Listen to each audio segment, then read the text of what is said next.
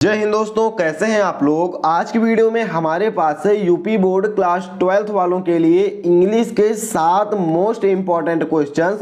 और ये क्वेश्चन आपकी बोर्ड एग्जाम की दृष्टि से बहुत ही महत्वपूर्ण है। और ये सारे क्वेश्चन प्रोस के हैं लेसन 1 से 3 तक, यानी चैप्टर 1 से 3 तक अगर कोई क्वेश्चन आपके बोर्ड एग्जाम में पूछा जाएगा तो वो क्वेश्चन आपको इन्हीं 7 क्वेश्चंस में देखने को मिल जाएंगे। बहुत ही इंपॉर्टेंट वीडियो है और खासकर उनके लिए इंपॉर्टेंट है जो इंग्लिश के क्वेश्चन आंसर है उनको रट कर याद करना चाहते हैं। रटेंगे तो याद नहीं होगा, इस वीडियो को देखेंगे तो आपको बहुत ही आसानी से याद हो जाएगा। 7 क्वेश्चन देखेंगे, जितने भी इंपॉर्टेंट क्वेश्चन है वीडियो को आप पूरा देखिएगा। पहला क्वेश्चन हम देखते हैं। पहला क्वेश्चन है हमारा, what did M Hamel says about the French language, यानी कि एम हैमेल ने फ्रेंच लैंग्वेज के बारे में, फ्रेंच भाषा के बारे में क्या कहा। ये लेसन 1 का है। लेसन 1 जिसका नाम है द लास्ट लेसन, उसका क्वेश्चन है। तो आंसर है, इसको आप हिंदी में याद कर लीजिएगा और बाद में आप पेपर देने जाएंगे ना तो वहां पर कोशिश कीजिएगा कि इसको आप वहीं पर ट्रांसलेट करें। कहानी आप याद करेंगे तो आपका ट्रांसलेशन मान सकते हैं आपका 80% ट्रांसलेशन सही रहेगा। और यहां पर आपका ट्रांसलेशन नहीं देखा जाता है, ये देखा जाता है कि आपने ओवरऑल लिखा क्या है, क्या आपको इस क्वेश्चन का आंसर पता था या नहीं। तो आप बनाकर लिखेंगे, 80% ग्रामेटिकली ये सही रहेगा तो ये आपका ट्रांसलेशन सही माना जाएगा और पूरे में से पूरे नंबर आपको मिलेंगे। देखते हैं एम हैमेल ने क्या कहा फ्रेंच भाषा के बारे में। तो एम हैमेल से said French language is the most beautiful language in the world. He said that it was the clearest and the most logical language। M Hamel ने कहा कि जो फ्रेंच भाषा है वह दुनिया की सबसे ब्यूटीफुल, सबसे अच्छी भाषा है। और उन्होंने क्या कहा, उन्होंने कहा कि ये भाषा दुनिया की सबसे स्पष्ट और लॉजिकल लैंग्वेज है। ठीक है, क्वेश्चन आएगा कि what did M Hamel says about the French language, कि फ्रेंच लैंग्वेज के बारे में एम हैमेल ने क्या कहा। तो आप लिखेंगे कि एम हैमेल ने फ्रेंच लैंग्वेज को विश्व की सबसे अच्छी भाषा बताया और बोला कि जो फ्रेंच भाषा है वो विश्व में सबसे स्पष्ट भाषा है और सबसे लॉजिकल भाषा है। दूसरा और मोस्ट इंपॉर्टेंट क्वेश्चन देखते हैं। ये क्वेश्चन है, what had been put on the bulletin board. Bulletin board में क्या लिखा था। तो बुलेटिन बोर्ड में क्या लिखा था उसे हम देखते हैं। An order from Berlin had been put on the bulletin board.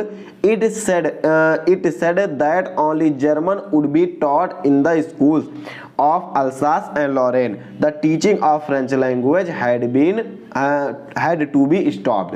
ठीक है, बुलेटिन बोर्ड में एक ऑर्डर लिखा था जो कि बर्लिन से आया था और वो ऑर्डर क्या था कि जो केवल जर्मन भाषा है वही पढ़ाई जाएगी अल्सास और लोरेन के स्कूल में। फ्रेंच भाषा अब अल्सास और लोरेन में नहीं पढ़ाई जाएगी। ठीक है, फिर से देखते हैं, what had been put in the bulletin board. Bulletin board में क्या लिखा हुआ था।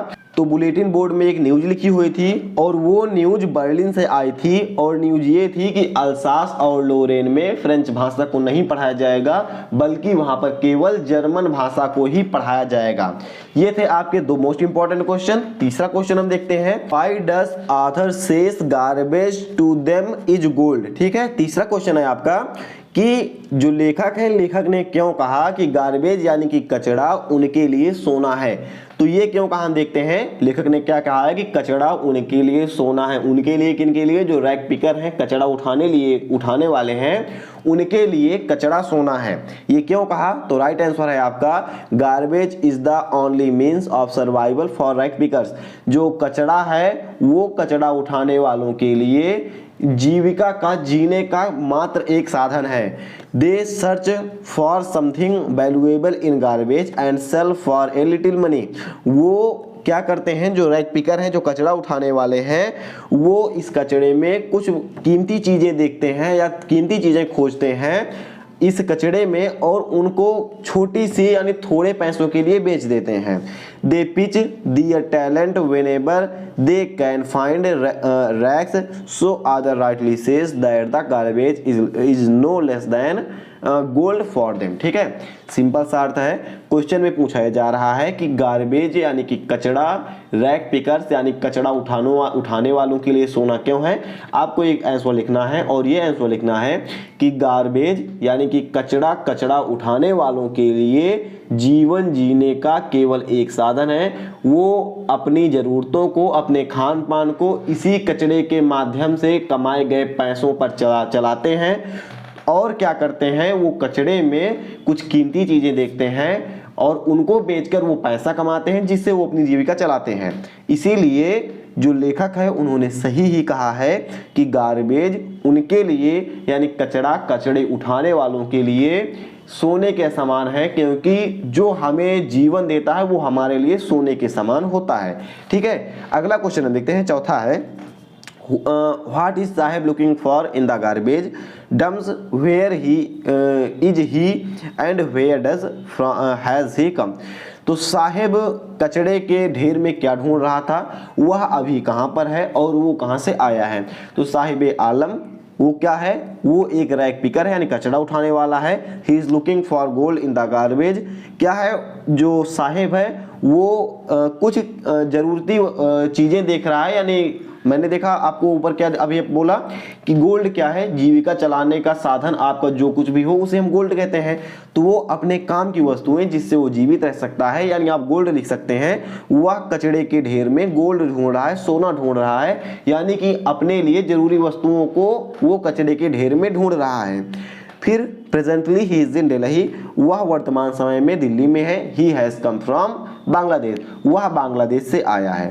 क्वेश्चन था कि साहिब आलम कचड़े में क्या ढूंढ रहा है, वह कहाँ पर है और कहाँ से आया है। राइट आंसर हमारा हो गया कि साहिब आलम एक कचड़ा उठाने वाला है और वह कचड़े में अपने लिए आवश्यक वस्तुएं ढूंढ रहा है। वह अभी दिल्ली में है और वह बांग्लादेश से आया है। अगला पांचवा क्वेश्चन देखते हैं, ये है what makes the city of Firozabad famous.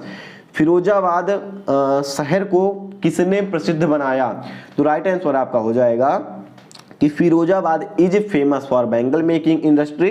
Firozabad चूड़ी बनाने की इंडस्ट्री, चूड़ी बनाने के कारखाने के रूप में फेमस है। Even other family here is engaged in making bangles, it is famous for his bangles.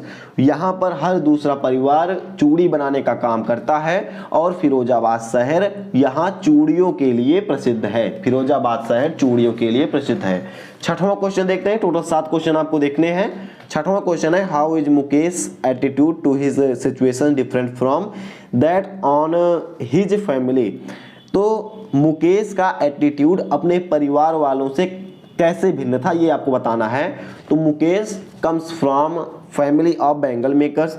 Mukesh जो है वो बिलोंग करता है बैंगल मेकिंग फैमिली से।